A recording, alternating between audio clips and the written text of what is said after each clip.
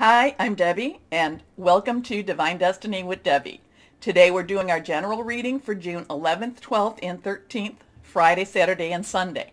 Now, you know, when I'm doing this, I'm going to use my Radley Valentine decks. I will use my angel tarot cards for the main message. I'll pull one from my Archangel Power tarot cards. I think I'm going to pull one from my Radley Valentine Guardian Angel cards too, because these are all the Radley Valentine. I liked it. I like these cards too, but just one. And I will also pull one from my Emily Anderson crystal deck. Now, I have prayed, meditated, and infused all the decks with Reiki energy. But remember, this is a general reading. It may or may not resonate. Take what you like, leave the rest. Now, I put a sunset out there. I think this is more of a sunset. I think that things are shifting, things are changing. We are all aware that there is more and more secrets being revealed. I do feel that there's going to be secrets on a more personal level coming out also. You know, it's that old, everything that's going on, that's Saturn is retrograde in Aquarius now. So, there's all these different planetary movements. Now on the 10th is the new moon.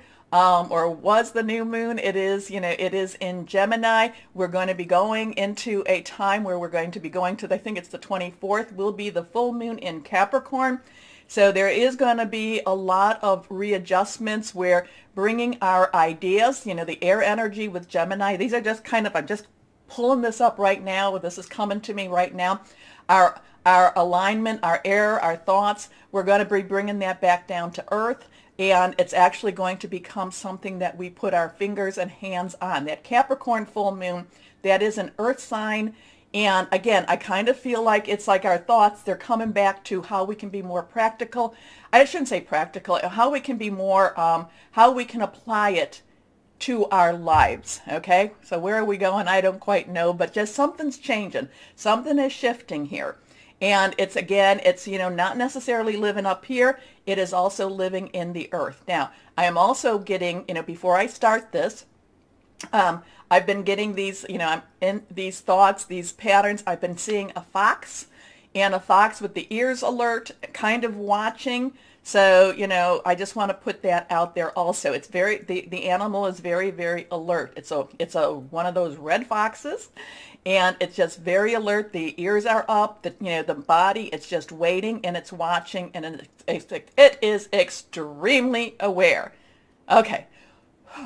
Anyway, had to just kind of let that, whatever that rant was about, it just had to flow out of me. Now, I am an intuitive channeler. I open myself to higher power, and my job is just to deliver the message. Also, too, as I go through my cards, anything that is reversed has a little stronger energy. That's how I read my cards, and that's how they come to me. Also, too, remember, why don't you do it now? Like, share, subscribe. It would help. I'll also talk about it at the end of the reading. But there's some stuff happening, and again, being alert, that the animal, the fox, keeps coming to me. Very alert, very watchful, just kind of, still and just watchful. Okay. Anyway,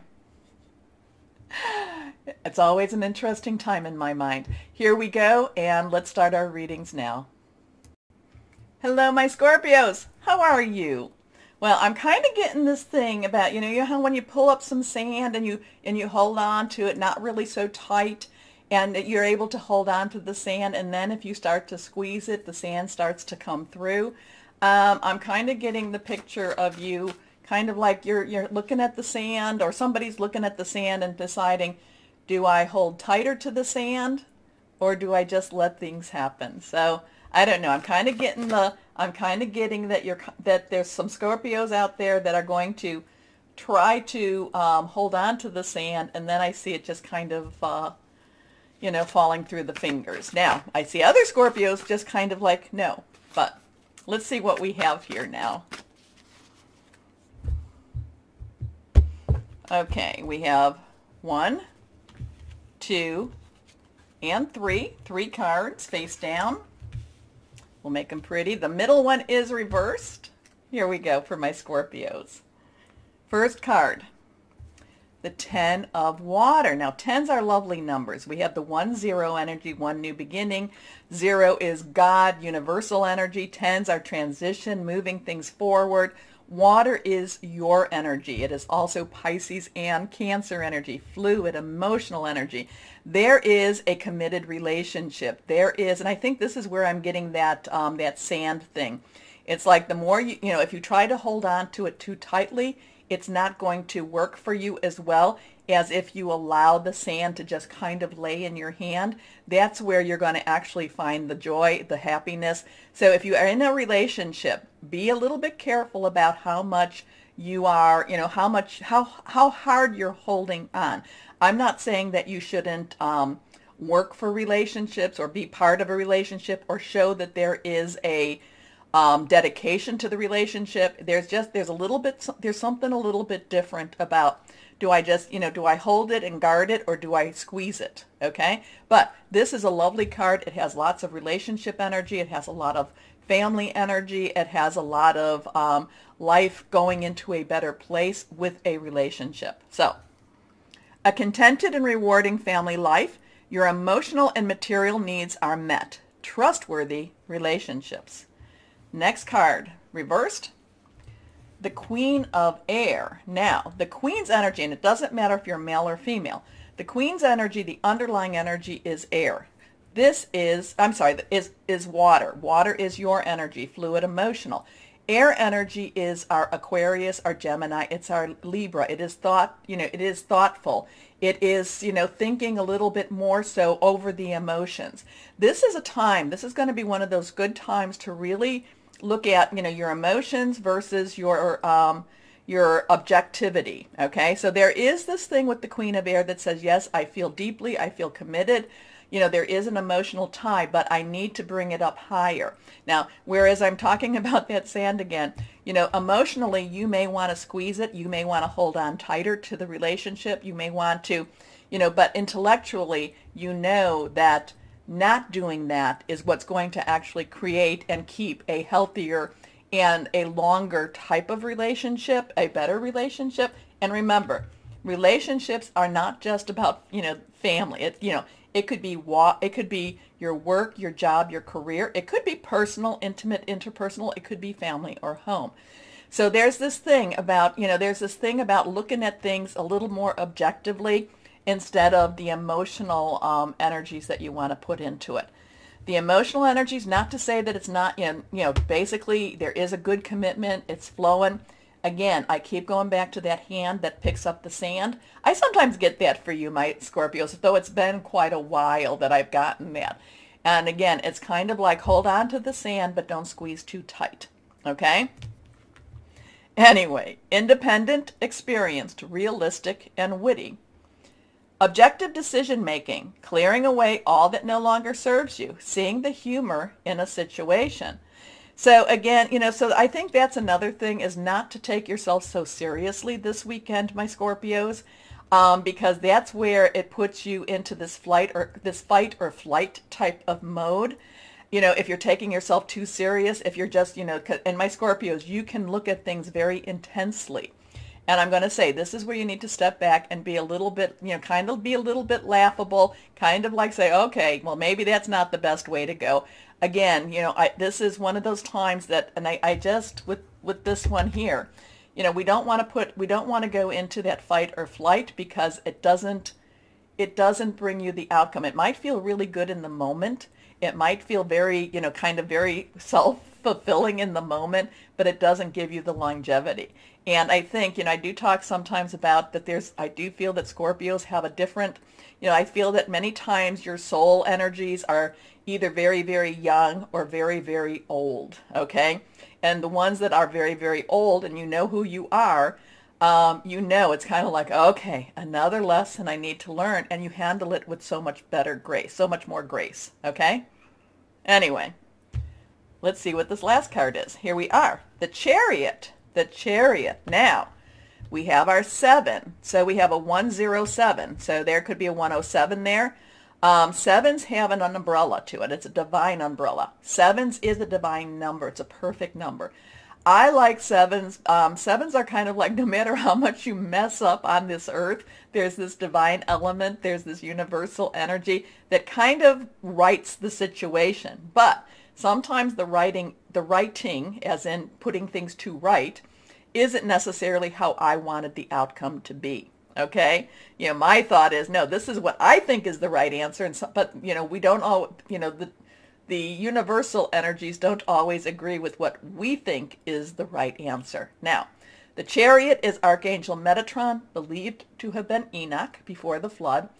There's a lot of fast energy with this. There's also this energy where it's kind of like, and again, with the divine umbrella, take your hands off the wheel. Don't try to make things happen that's not supposed to be happening. You know, don't squeeze the sand too tight. You know, let things happen. Let things go the way they need to go. Now, I'm kind of feeling like there's also a universal promise with the chariot saying, you know, you let things happen the way they're supposed to happen, it will come out the way the universe wants it to come out. Okay? Now, there's a lot of people that feel, well, I don't feel like the universe has got my back. Well, the universe does. It's just like I said, we don't always like the answers, but the universe will do what needs to be done in the rightness. Now, we have to, again, too, this is why I'm saying we have to keep our vibrations very, very high. If we let them sink low, then we probably won't like that outcome. Okay? Okay. So, an important achievement, self-discipline and willpower, public recognition. Got a lot of, you got a deep reading here, my Scorpios. A lot of things happening here. Now, let's go on, and I am being called, my eyes are going straight to the chariot and the number 7. So there is that divine umbrella over you, and I do like that. And again, I get the thing, you know, hands off the wheel. Let the universe handle these things type of thing. Now, I'm not saying you abdicate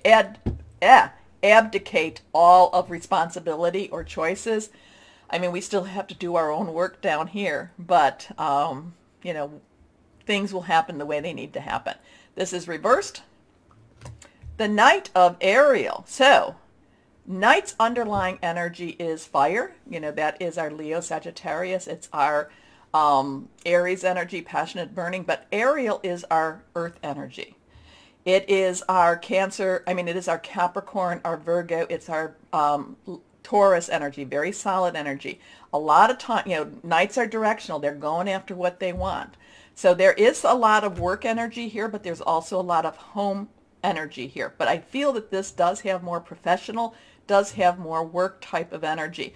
And so it's kind of like whatever's going on around you, you need to stay focused on the job at hand. Now, is that actually a job? It might be. But again, relationships could be any of those things, you know, any of those three. You need to be focused on the job at hand. You need to stay committed, and you need to just go for what needs to be done. So if there's a task that you've been given, make sure you complete your task. Don't let any of the other things derail you. Don't let anything take you from what needs to be done. Okay. Anyway, the Knight of Ariel is trustworthy, understanding, devoted, and funny. There is so much to accomplish. Make a very detailed plan, being watched over by someone kind. And I know that I've pulled these out a couple of times, but I just, every so often my guardian angels want to come out. So this is one of those times. Let's see what we have for my Scorpios. Okay, this one is reversed. The Messenger of Thought. So this would be an air energy. A new topic or intellectual project is really exciting for you. I like this one. There's so much to learn before you feel ready to move forward.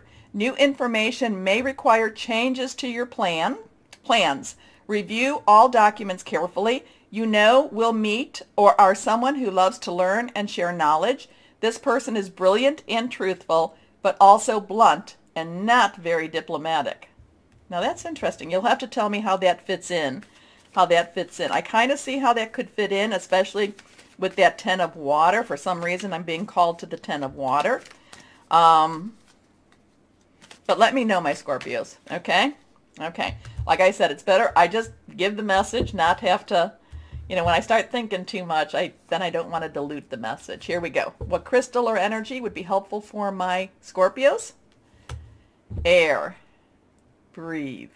Just breathe. Now, it's all about communication, imagination, independent, witty. You've got some interesting stuff, my Scorpios. You're going to have to really, write out your comments. I'm all caught up with comments, so please let me know what this is all about. Thank you. Remember the button, like, share, subscribe. It helps, helps, helps. As always, my Scorpios, know that you are loved. Stay shining and be blessed. Bye-bye.